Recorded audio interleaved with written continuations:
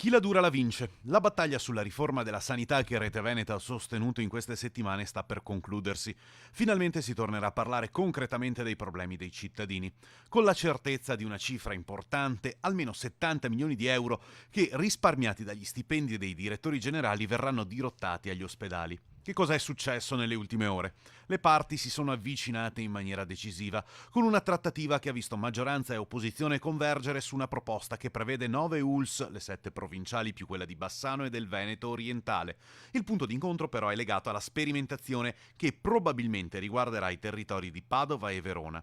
Mutuando Lombardia e Friuli Venezia Giulia, dove questa soluzione è già operativa o in fase di sperimentazione, una parte del territorio sarà sotto la competenza diretta dell'azienda ospedaliera, che a sua volta sarà sotto l'ULSS territoriale. Tecnicismi che interessano relativamente a chi ogni giorno varca la soglia degli ospedali, pazienti e personale. A loro interessa curare ed essere curati bene e la direzione presa è quella giusta.